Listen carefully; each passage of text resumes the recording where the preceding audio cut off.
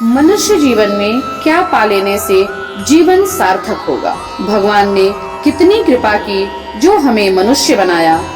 और तुलसी बाबा ने भी लिखा है, बड़े भाग्य मानुष तन पावा, सुर दुर्लभ सब ग्रंथन गावा। यह मनुष्य का तन तो देवताओं को भी दुर्लभ है, ऐसा सभी शास्त्रों ने कहा। तो दुर्लभ चीज पाकर हम ऐसे गंवा रहे हैं? नहीं नहीं, मूल्यवान चीज की तो विशेष देखरेख होनी चाहिए। किसी मूल्यवान वस्तु को हम ऐसे नहीं रखते, बल्कि मूल्यवान वस्तु को हम तिजोरी में रखते हैं, ऐसे इधर उधर नहीं पटकते। तो भाई, मनुष्य तन तो दुर्लभ ही है, इसको अमूल्य कहा गया है, दुर्लभ कहा गया है, तो इसको हम ऐसे जाया कैसे कर सकते हैं। इसीलिए इसे सार्थक करने के लिए हमें संसार में तो रहना है, पर संसार से बंधना नहीं है। हमें अपने कर्तव्यों का निर्वहन तो करना है, पर खुद के लिए भी जागना है। और उसके लिए हमें सत्संग रूपी औषधि लेना होगा। और किसी भी औषधि को बिना वैद्य के लेना ठीक नहीं होता। इसीलिए औषधि लेना है और समय पर लेना है। सत्संग करना है, संतों की छाया में सत्संग करना है और समय पर करना है। और साथ ही मन को शांत रखने का प्रयास भी करना है। अर्थात हमारे मन में जो द्वंद्व चलता रहता है, उसे हमें शांत रखने का प्रयास करना चाहिए, अभ्यास करना चाहिए। मन में ना संकल्प हो और ना ही कोई विकल्प हो। पूरा मन खाली रखने का प्रयास करना चाहिए। उसी से पूर्ण शांति मिलेगी।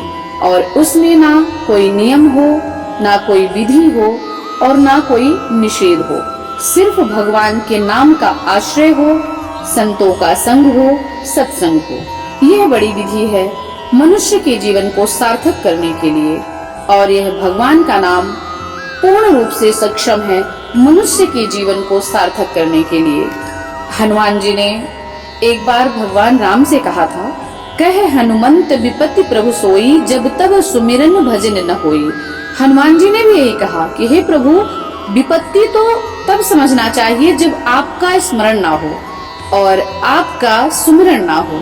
तो जीवन की बड़ी विपत्ति क्या है? भगवान को भूलना। जब भगवान को हम भूल जाते हैं, हमारा जीवन निरर्थक हो जाता है।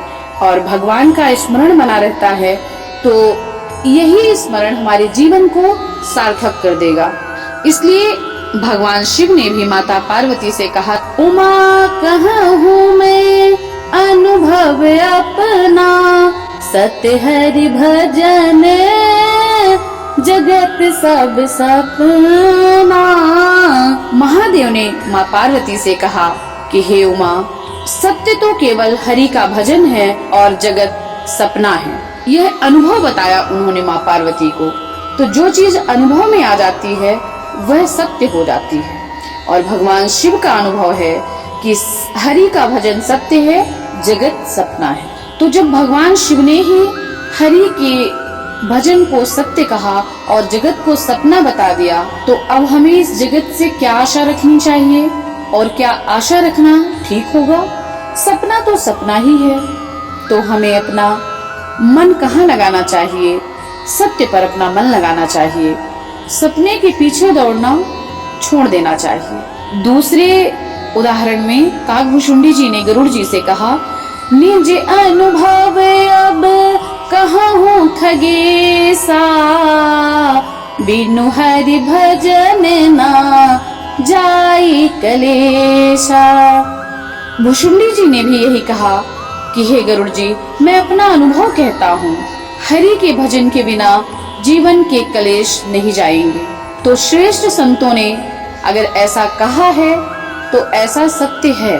और इसी को सत्य मान के अपने जीवन को सार्थक करने का प्रयास करें। जब सभी संतों का एक मत है, सभी शास्त्रों ने भी यही कहा है, स्वयं महादेव जी ने भी यही कहा, तो हम यह दुर्लभ शरीर पाके अपने जीवन को सार्थक कर रहे हैं कि निरर्थक, हमें यह सोचना चाहिए। और हम अपने जीवन में क्या इकट्ठा करने में लगे हैं? कागज का टुकड़ा, गिट्टी पत्थर या फिर और कुछ। मैं ऐसा नहीं कह रही कि हमें इन सब चीजों की आवश्यकता नहीं है, इन सब चीजों की आवश्यकता है।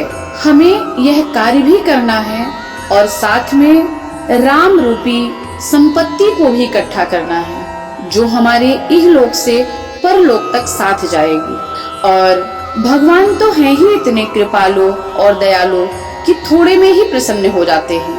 तो हमें सब कार्यों को करते हुए प्रभु का स्मरण करना है, नाम लेना है।